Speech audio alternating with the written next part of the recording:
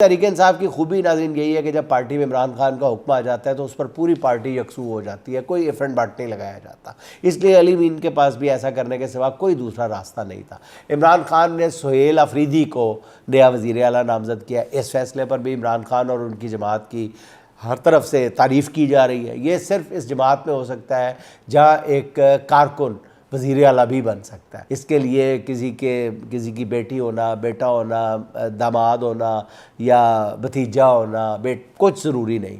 इससे पहले आपने देखा महमूद खान एक आम कारकुन थे जो वज़ीर आला बने। अली अमीन का भी कोई तगड़ा बैकग्राउंड नहीं था। सुहेल अफरीदी की अब तक अव्वल व आखिर पहचान यही है कि उन्हें इमरान खान का एतमाद हासिल है। और नाज़रीन एक और बड़ी बात कि वो ISF के एक लीडर के तौर पर सियासत में आए थे और उनको मुराद सईद का शागिर्द कहा जाता है। और मुराद सईद इस वक्त किन नज़रियात के हामिल हैं ये कोई ढकी छुपी बात नहीं है। और ख़ुद सुहेल अफरीदी जो है वो वज़ीर आला बनने जा रहे हैं। ना वो कोई जागीरदार है, ना सरदार है, ना कोई बड़े ख़ान है। सुहेल अफरीदी सिर्फ इमरान खान के विजन का नाम है। सलमान अकरम राजा के मुताबिक इमरान खान ने सुहेल अफरीदी के नाम अपने पैगाम में कहा है कि वफाकी हुकूमत को समझाएं कि पख्तून रिवायात क्या है, यहाँ अमन कैसे कायम हो सकता है, मेरे विजन पर अमल दरामद करें।